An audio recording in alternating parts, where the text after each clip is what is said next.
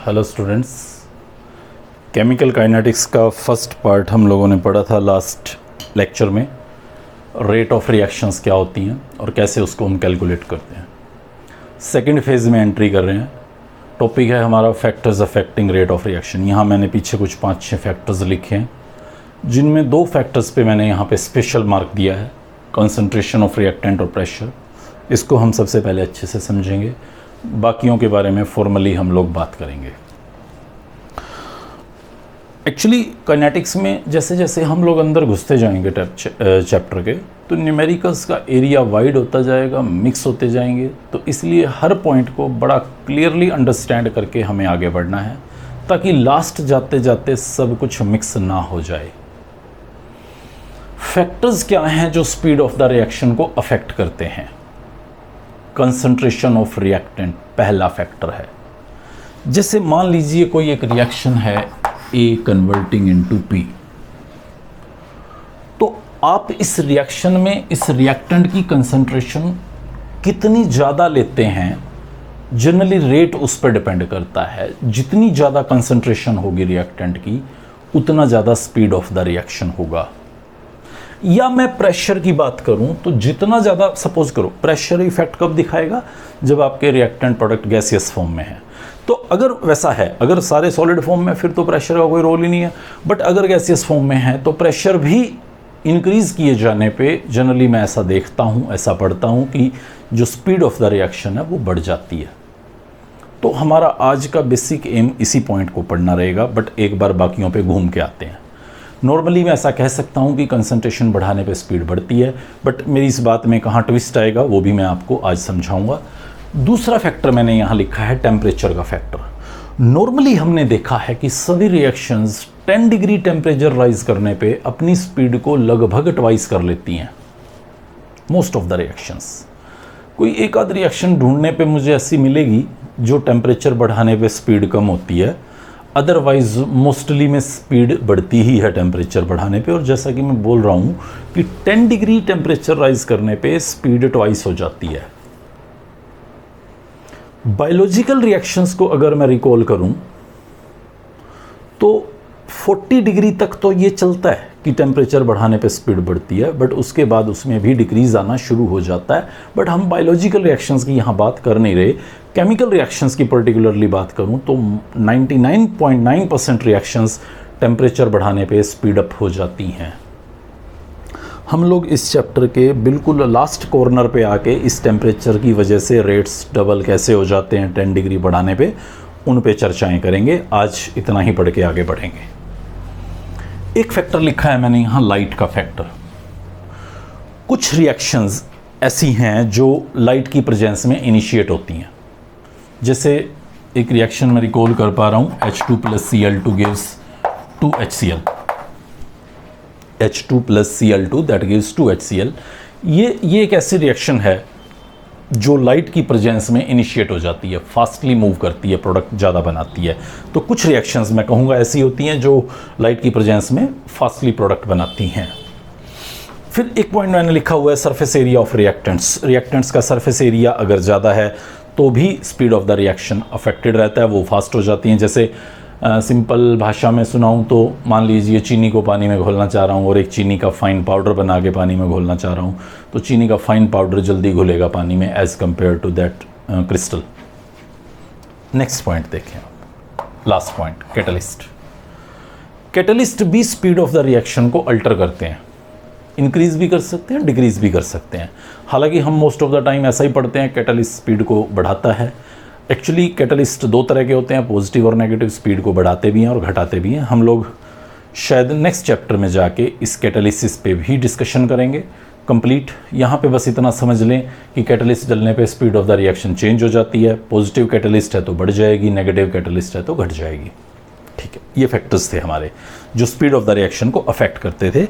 अब मैं concentration of reactants के पॉइंट पे आपको स्पीड ऑफ द रिएक्शन कैसे बदलती है, इन बातों को कुछ एग्जाम्पल के साथ समझाना चाहता हूं। और एक रिएक्शन चूज करता हूं। आप लोगों को पहले तो रिकॉल कराता हूँ एक क्लास 11th में पढ़ा हुआ topic, law of mass action. ये लॉ ऑफ मास एक्शन कहता था कि रेट ऑफ द रिएक्शन जो होता है वो हर एक रिएक्टेंट की कंसंट्रेशन पे डिपेंड करता है। इक्विलिब्रियम में आता था ये, जैसे मान लो ये एक रिएक्शन है, ए गिव्स पी, तो लॉ ऑफ मास एक्शन कहता था कि जो रेट ऑफ रिएक्शन होगा वो डायरेक्टली प्रोपोर्शनल होगा मोलर कंसंट्रेशन ऑफ ए के। या सपोज ये एक रिएक्शन है, B plus A gives P, तो लॉ ऑफ मास एक्शन कहता था rate of reaction is directly proportional to molar concentration of A as well as molar concentration of B, दोनों के डायरेक्टली प्रोपोर्शनल होगा। तो कलेक्टिवली मैं कुछ ऐसा लिख देता, rate of reaction is directly proportional to molar concentration of A as well as molar concentration of B. या मान लो ये रिएक्शन कुछ ऐसे होती, तो लॉ ऑफ मास एक्शन कहता कि rate of reaction is directly proportional to molar concentration of A. 2 mole हैं तो दूसरे मोल पे भी डिपेंड करता है, तो मैं कुछ ऐसा लिख देता, एक बार और लिखता, rate of reaction is directly proportional to A, या इकट्ठा लिख देता, rate of reaction is directly proportional to A raise to the power 2b। या मान लो ये रिएक्शन कुछ ऐसी होती, 3b + 2a गिव्स p, तो लॉ ऑफ मास एक्शन कहता कि rate of reaction is directly proportional to 3 mole concentration of A, 2 mole concentration of A and 3 mole concentration of B. या मैं इसको कुछ ऐसा लिख देता। ये क्लास 11th में हमें इक्विलिब्रियम के अंदर बताया गया था कि जो रेट ऑफ रिएक्शन है वो ए और बी की मोलर कंसंट्रेशंस, उसके कितने नंबर ऑफ मोल्स हैं, उस पे कुछ इस तरह से डिपेंड करता है। और मैं इसी बात को लेके काइनेटिक्स में एंट्री मारता हूँ। एक रिएक्शन आपके सामने शेयर कर रहा हूँ। रिएक्शन कुछ इस तरह से है, 2N2O5 converted into 4NO2 + O2। Law of mass action मैंने रटा हुआ है 11th क्लास का, तो मैं कह दूंगा rate of reaction is directly proportional to N2O5 raise to the power 2। सच भी तो है, रिएक्टेंट की कंसंट्रेशन पे तो बता रहा था speed of the reaction depend करती है, और वही शो कर रहा हूँ। लॉ ऑफ मास एक्शन ने जैसा कहा वैसा ही कह रहा हूँ, ठीक है। अगर इसको मैं थोड़ा सा और सोल्व करूँ तो मैं कुछ ऐसे लिख सकता हूँ, rate of reaction that is equal to K, एक कांस्टेंट यूज कर लेता हूँ इस डायरेक्टली प्रोपोर्शनल को हटाने के लिए, N2O5 raise to the power 2। ध्यान से समझना मेरी बात को। ये एक बर्तन है और इस बर्तन में मैंने वो रिएक्टेंट डाला हुआ है आपका N2O5, जो प्रोडक्ट में कन्वर्ट हो रहा होगा, NO2 + O2 बना रहा होगा, और मैं उसकी स्पीड को किसी तरीके से चेक कर रहा हूँगा। रेट ऑफ रिएक्शन के N2O5 raise to the power 2 पे डिपेंड करता है। मान लीजिए यहां पे मैंने रिएक्टेंट की कंसंट्रेशन रखी 1 मोल। रिएक्टेंट की कंसंट्रेशन N2O5 की कंसंट्रेशन कितनी रखी मैंने? 1 मोल। तो रेट ऑफ रिएक्शन क्या होगा कि 1 मोल पर लीटर में लेना था, 1 लीटर बर्तन है, 1 मोल मैंने उसमें डाला हुआ है, रेज टू द पावर 2। तो रेट ऑफ रिएक्शन क्या होगा कि कोई भी एक वैल्यू है, ये रेट ऑफ रिएक्शन होगा। अगर मैं रिएक्टेंट की कंसंट्रेशन को ट्वाइस कर दूं, 2 मोल कर दूं, तो रेट ऑफ रिएक्शन क्या हो जाएगा कि 1 की बजाय N2O5 की कंसंट्रेशन क्या है? 2 मोल रेज टू द पावर 2, यानी कि रेट ऑफ रिएक्शन क्या हो जाएगा? 4K। ठीक है। अगर मैं यहां पे 3 मोल कर दूं तो N2O5 की कंसंट्रेशन होगी 3 मोल रेज टू द पावर 2, यानी कि जो रेट होगा वो होगा 9K। Speed of the reaction 9K हो जाएगी। मतलब साफ है, जब मैं 1 मोल लेता हूं तो स्पीड K है, जब मैं 2 मोल लेता हूं तो स्पीड 4K है, मतलब 4 टाइम्स होगी है। जब मैं मोल्स 3 लेता हूं तो स्पीड 9K होगी है, मतलब जो स्पीड है वो 9 टाइम्स फास्टर हो गई है। अगर मैंने इसकी कंसंट्रेशन को 3 गुना कर दिया 1 से 3 कर दिया अगर मैंने, तो रेट K से 9K हो गया, मतलब स्पीड K से 9 टाइम्स फास्टर हो गई। ऐसा मैं हमारे उस लॉ ऑफ मास एक्शन को देख के बोल रहा हूं। लेकिन घड़ी को देख के अगर मैं बोलूं, मतलब मैं इन रियल स्पीड चेक करूं, यहां टाइम देख देख के देखूं कि रिएक्शन कितनी देर में पूरी हो रही है, तो मेरी ये सारी बातें अफसोस गलत हैं।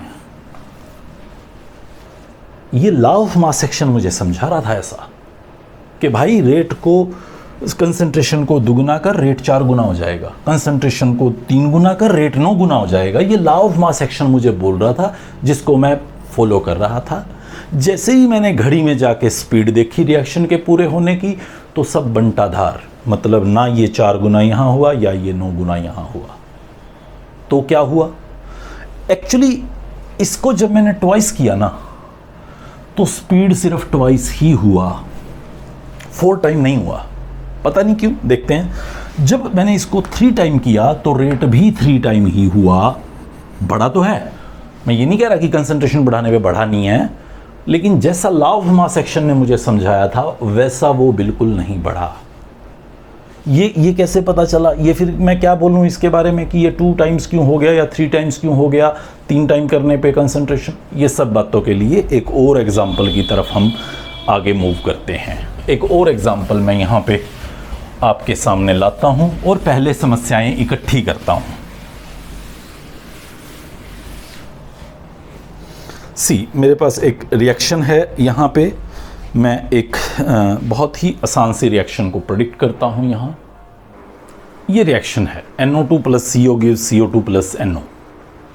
अगर मैं यहाँ पे लॉ ऑफ मास एक्शन को फॉलो करूँ तो मैं कुछ ऐसा कह सकता हूँ कि रेट ऑफ रिएक्शन जो होगा that is directly proportional to NO2। इसके अलावा मैं ये भी कह सकता हूँ rate of reaction is directly proportional to CO। Collectively मैं कुछ ऐसा कह सकता हूँ कि rate of reaction that is directly proportional to NO2 and CO both. तो मैं इस ऊपर वाली लाइंस को यहाँ से हटा देता हूँ।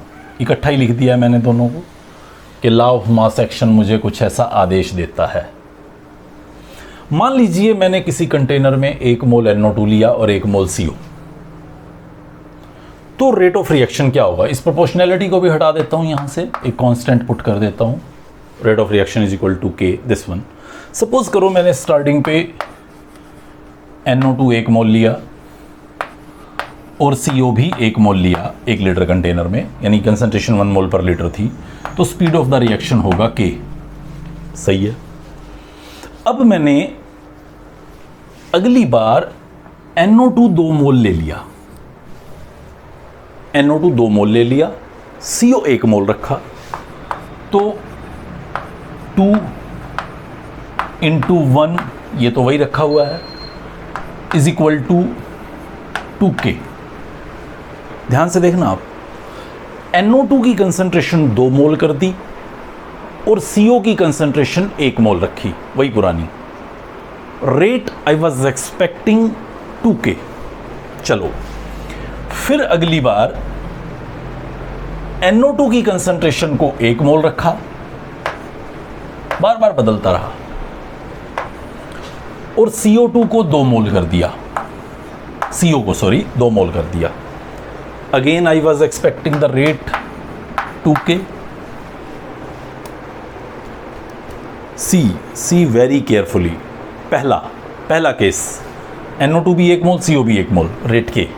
अगली बार NO2 2 mole, CO 1 mole, rate was 2K।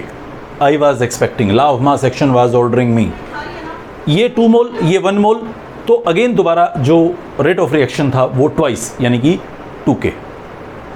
ये रेट ट्वाइस, ये रेट ट्वाइस, ये इनिशियल रेट। मतलब चाहे मैं NO2 की कंसंट्रेशन को डबल कर दूं, रेट डबल हो जाता है, चाहे मैं CO की कंसंट्रेशन को डबल कर दूं, रेट डबल हो जाता है, जैसा कि मैं लॉ ऑफ मास एक्शन के थ्रू पता कर पा रहा हूं। लेकिन अफसोस, अब की बार भी मैं गलत हूं। घड़ी देख के, स्पीड चेक करके मुझे पता चला कि जब मैं CO की कंसंट्रेशन को ट्वाइस करता हूं तो रेट वही बना रहता है जो पहले था, मतलब उस पर कोई असर ही नहीं है।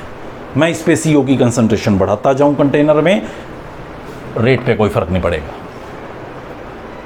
लेकिन अगर मैं यहां पे देखूं आके, जब मैं NO2 की कंसंट्रेशन को बढ़ाता था, डबल करता था, और आई वाज एक्सपेक्टिंग कि रेट 2K हो जाएगा, मैं फिर अफसोस के साथ कह रहा हूं कि now rate becomes 4 time. Rate 4 time हो गया। कुछ समझ नहीं आ रहा ये क्या हो रहा है, कुछ पल्ले नहीं पड़ रहा। मतलब यहाँ पे जब सब कुछ कहानी सही चल रही थी, यहाँ भी रेट ट्वाइस हो जाना चाहिए था, यहाँ भी रेट ट्वाइस हो जाना चाहिए था, लेकिन यहाँ रेट बदला ही नहीं, स्पीड वही रही। यहाँ पे स्पीड ट्वाइस होनी चाहिए थी, 4 टाइम्स हो गई। मतलब सब गड़बड़ झाला है, कुछ समझ नहीं आ रहा कि ये क्या चल रहा है एक रिएक्शन के अंदर, कौन सच है। Definitely law of mass action तो सच नहीं है, उसमें तो कुछ ना कुछ पक्का झोल है। एक आखिरी रिएक्शन और आपको समझाता हूँ। ये एक रिएक्शन थी, सी मेरे पास ये एक रिएक्शन थी, H2 plus Cl2 gives 2HCl। मैं एक्सपेक्ट करता था कि जो रेट होगा वो KH2Cl2 कुछ ऐसा होगा। लॉ ऑफ मास एक्शन ने ऐसा ही समझाया था मुझे। अगर मैं H2 की कंसंट्रेशन 1 लेता हूँ, क्लोरीन की 1 लेता हूँ, तो मैं एक्सपेक्ट करता हूँ कि जो स्पीड है वो K है। अगर इसको ट्वाइस करूँगा तो स्पीड ट्वाइस हो जाएगी। अगर इसको भी ट्वाइस कर दूंगा, इसको भी ट्वाइस कर दूंगा, तो रेट 4 टाइम हो जाएगा। लेकिन ऐसा कुछ हो ही नहीं रहा था। H2 की कंसंट्रेशन बढ़ाने पे या घटाने पे, Cl2 की कंसंट्रेशन बढ़ाने पे या घटाने पे किसी तरह का रेट पे कोई असर दिखाई ही नहीं दे रहा था, जिसकी वजह से हम लॉ ऑफ मास एक्शन से क्वाइट इरिटेटेड हो गए कि भाई ये लॉ ऑफ मास एक्शन हमें कुछ नहीं बता पा रहा ढंग से कि क्या स्पीड ऑफ द रिएक्शन होगी। तो उसी लॉ ऑफ मास एक्शन का रिप्लेसमेंट आया है ये काइनेटिक्स, जो हमें रेट ऑफ रिएक्शन के बारे में बताता है। वो कैसे बताता है कि स्पीड ऑफ द रिएक्शन किन फैक्टर्स पर डिपेंड करती है, उसको जानने के लिए हमें सबसे पहले समझना होगा टाइप्स ऑफ रिएक्शन, कि रिएक्शंस कितनी कैटेगरीज में काइनेटिक्स में डिवाइडेड हैं। और 2 कैटेगरीज हैं उसकी। एक हमारे पास आता है एलिमेंट्री रिएक्शन, और एक हमारे पास आता है complex reaction. Elementary reaction and complex reaction. Elementary वो रिएक्शंस हैं जो सिंगल स्टेप रिएक्शंस हैं। जैसे मान लो ये रिएक्शन है 2A कन्वर्टेड इनटू P, या मैं और क्लियर लिखूं, कुछ ऐसे लिख देता हूं, 2A plus B converted into P। इसमें क्या हुआ कि 2 पार्टिकल A के और एक P का आया, B का, सॉरी 2 पार्टिकल A के और एक B का आया, कुछ इस तरह से। C ये A के 2 पार्टिकल्स हैं और ये B का एक पार्टिकल है। तीनों इंस्टेंटली एक दूसरे से टकराए और एक पार्टिकल बना दिया P। ये एलिमेंट्री रिएक्शन है, सब कुछ एक स्टेप में हो गया। 2A 1B टकराए और P बन गया एक स्टेप में। एक दूसरा क्या मोड था इनके कंबाइन करने का, कि A एक B से टकराया और उसने X बनाया, X फिर एक और A से टकराया और उसने P बनाया। मतलब 2 स्टेप में रिएक्शन हुई। पहले AB टकराए, X बना, A और B, ये दोनों टकरा के पहले बना रहे हैं X। फिर X दोबारा से किसी A से टकरा रहा है और आपको बना के दे रहा है P। 2 स्टेप में काम हो रहा है। इन रिएक्शंस को बोलता हूं मैं कॉम्प्लेक्स रिएक्शंस, और इन रिएक्शंस को बोलता हूं मैं elementary reactions. Law of mass action elementary reactions पे सेटिस्फैक्टरीली एक्सप्लेन करता है, बट कॉम्प्लेक्स रिएक्शंस में ऐसा नहीं करता। तो क्या जो मैं आपको एग्जांपल्स दे रहा था वो कॉम्प्लेक्स रिएक्शंस के थे? यस, डेफिनेटली वो कॉम्प्लेक्स रिएक्शंस के थे। उनमें मल्टी स्टेप फिनोमिना एग्जिस्ट करता था। सी, मल्टी स्टेप फिनोमिना कैसे एग्जिस्ट करता था? ये रिएक्शन मैंने सबसे पहले आपके सामने लिखा, 2N2O5 converted into 4NO2 plus O2, ये मैंने रिएक्शन लिखा। ये एक्चुअली 2 स्टेप्स में कैसे होता है? पहले स्टेप में N2O5 टूटता है, वो NO2 प्लस NO3 में बदलता है। अगले स्टेप में N2O5 एक और मोल इस NO3 से रिएक्शन करता है जो पहले स्टेप में बना, और 3NO2 प्लस O2 बनाता है। ये फर्स्ट स्टेप है और ये सेकंड स्टेप है। आप दोनों को ऐड कर दीजिए, यही रिएक्शन बनेगी। तो मैं कह सकता हूं कि ये एक कॉम्प्लेक्स रिएक्शन है। ये एक कॉम्प्लेक्स रिएक्शन है जिसके ये 2 स्टेप्स हैं। और जब भी कॉम्प्लेक्स रिएक्शन होगी तो लॉ ऑफ मास एक्शन के हाथ खड़े हैं, वो आपको नहीं बता सकता कुछ भी। आपको इसमें घुसना है, आपको इसके अंदर जाके देखना है।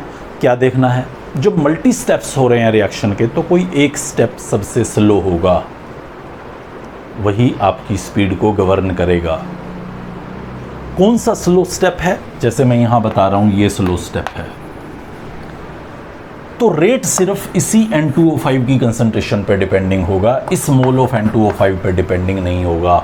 मतलब मैं कुछ ऐसा कहना चाह रहा हूं कि रेट जो होगा वो N2O5 के 1 मोल के डायरेक्टली प्रोपोर्शनल होगा, ना कि N2O5 के 2 मोल्स के डायरेक्टली प्रोपोर्शनल। क्योंकि जो स्लो स्टेप है, उस स्लो स्टेप में तो N2O5 का सिर्फ 1 मोल इन्वॉल्व है। ये स्लो स्टेप कैसे रेट को डिटरमिन करते हैं? बड़ा आसान है। किसी एक फैक्ट्री में 4 सेक्शंस हैं, हर सेक्शन में अलग अलग वर्कर्स हैं और वो अपना अपना काम कर रहे हैं। मुझे प्रोडक्शन ज़्यादा चाहिए।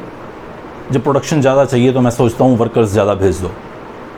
मैं उस सेक्शन में वर्कर्स भेज दूँ ज़्यादा, जहाँ ऑलरेडी निठल्ले बैठे हैं, काम ख़त्म किए बैठे हैं, तो प्रोडक्शन नहीं बढ़ेगा। प्रोडक्शन तभी बढ़ेगा जब मैं उस सेक्शन में वर्कर्स भेजूँ जो स्लो काम कर रहे हैं, क्योंकि वही स्टेप, वही सेक्शन मेरी प्रोडक्शन को अफेक्ट करेगा, रेट ऑफ प्रोडक्शन को अफेक्ट करेगा। हमेशा स्लो स्टेप ही रेट को, स्पीड को डिटरमिन करता है। ये कई बार मैं एग्जांपल 11th में भी बताता था कि मान लीजिए आपको फिजिक्स, केमिस्ट्री, मैथ्स 3 सब्जेक्ट्स पढ़ रहे हैं आप कहीं पे भी। फिजिक्स का सिलेबस सितंबर में ख़त्म हो गया, अक्टूबर का नवंबर में हो गया, फिजिक्स का सितंबर में हो गया, केमिस्ट्री का अक्टूबर में हो गया और मैथ का नवंबर में। तो आपका सिलेबस कब ख़त्म हुआ? नवंबर में। किस पे डिपेंड करता है? जो सबसे स्लो चला, मैथ्स। सेम ऐसे ही रिएक्शन के अंदर है, जो स्लो स्टेप होगा वो रेट डिटरमिनिंग होगा। ये रेट डिटरमिनिंग होगा। रेट सिर्फ N2O5 की कंसंट्रेशन पे डिपेंड करेगा। रेट इज़, यहाँ लिख देता हूँ, rate that is equal to K N2O5 का कंसंट्रेशन। सपोज 1 मोल है, सपोज 1 मोल है तो K हो गया रेट। अगर आप इसको डबल कर देंगे N2O5 की कंसंट्रेशन को रिएक्शन में, तो रेट ट्वाइस ही होगा। ट्वाइस ही हो रहा था, आप देख सकते हैं पीछे जाके। अगर आप कंसंट्रेशन को थ्राइस कर देंगे तो रेट आपका रिएक्शन का थ्राइस ही होगा। N2O5 की कंसंट्रेशन के स्क्वायर के डायरेक्टली प्रोपोर्शनल नहीं है रेट, जैसा कि लॉ ऑफ मास एक्शन कहता था। काइनेटिक्स जैसा बता रहा है कि स्लो स्टेप में एक N2O5 इन्वॉल्व है, तो रेट N2O5 की कंसंट्रेशन के डायरेक्टली प्रोपोर्शनल है, ना कि स्क्वायर ऑफ N2O5 के। तो इस तरह से हम इस कॉम्प्लेक्स रिएक्शंस में स्पीड ऑफ द रिएक्शन कैसे गवर्नड होती है वो पढ़ सकते हैं। हम लोग कुछ और एग्जांपल्स पे भी बात करेंगे, वो NO2CO वाला एग्जांपल है, उसको लेके आऊँगा, और कुछ और बातें भी पढ़ेंगे। तो आप तब तक इसको अच्छे से पढ़ के रखिएगा। हम लोग अगले टॉपिक में कुछ और नई बातों के साथ यहाँ पे इस टॉपिक को कंक्लूड करेंगे। तब तक के लिए गुड बाय।